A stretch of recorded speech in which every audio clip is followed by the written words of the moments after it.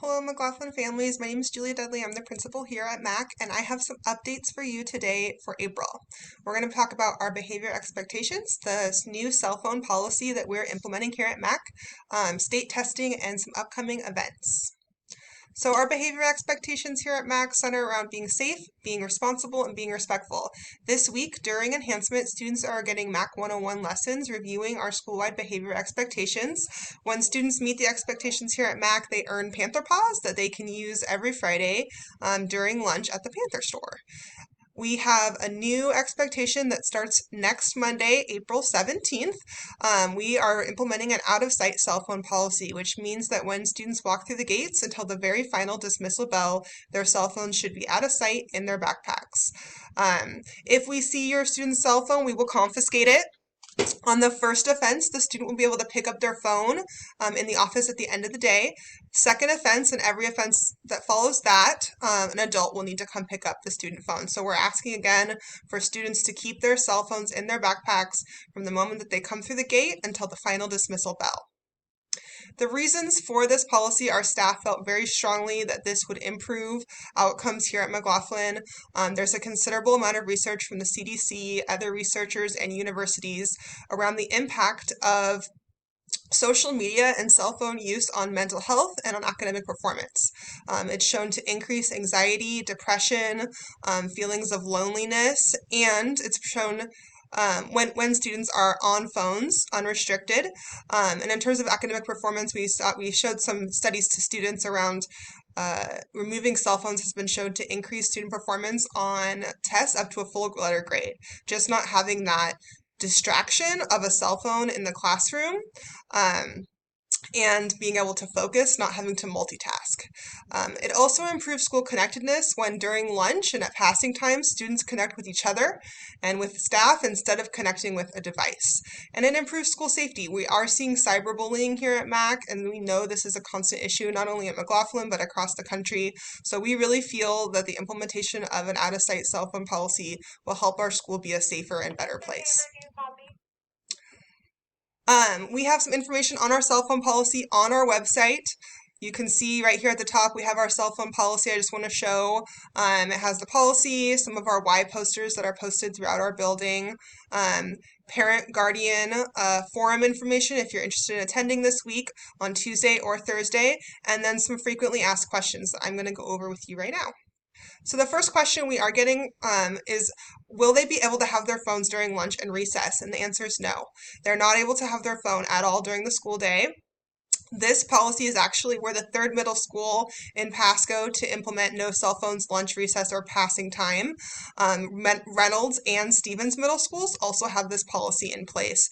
We will be adding some activities and some other ways for students to engage during lunch, but we feel it'd be safer and have a more connected school just to have cell phones. Absolutely not during lunch or recess.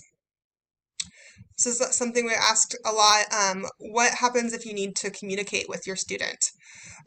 So students will obviously be allowed to use the school phone to call their families anytime that they need to. We have a school phone that's available to them during lunch or at passing time. If they want to use one of their teacher's phones, they can do that. Students will also be able to use their cell phones immediately after the dismissal bell. So if you send your student a message during the school day, they will get that right away at 2:22 and be able to follow any instructions for the end of the day. Another question that we've received a couple times is, will students be able to use their phone if they forget their laptop? And the answer is no. So they will not be able to use their phone for any reason during the school day. So they need to be responsible as middle school students. They need to bring their laptop and their charger to school each day. Their laptop needs to be charged when they get to school. If their laptop is not working or they have any concerns around their laptop, they can always go to our library and our librarian will help them out. And then we have some questions about being confiscated. If you don't want your student's phone to be confiscated, the easy way to do that is to communicate with them the importance of keeping their phone in their backpack. If I never see their phone, if we never see it, we won't ever confiscate it. So please talk to your student about this new policy, making sure that they understand. And again, some questions around, well, what if I can't come pick it up? Any adult can pick it up. So you could authorize to have anyone on your student's contacts or an older sibling or a neighbor come pick up the phone. Ideally, you have a warning when your student's phone's taken the first time and they know that they need to have it put away, or else it will be taken and an adult will have to pick it up, which is an inconvenience for your family. So that's the information on our school cell phone policy. We will have some forums this week on Tuesday and Thursday. Tuesday is on Zoom and Thursday's here at MAC. Both are at 6 p.m.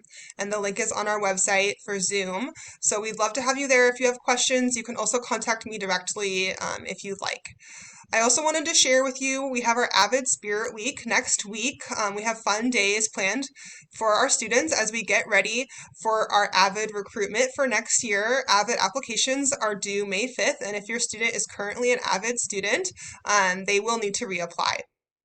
And so I just want to quickly share too, we're having an Avid Parent Night on April 25th from 6 to 7. Avid is a great program that we have. It's one of our related arts, one of our exploratory classes.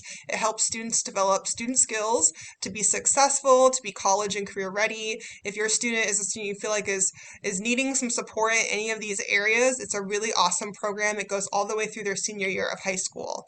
So we'd love to have your student apply today. So they'll have that information and do have them participate in the Spirit Week next week as well.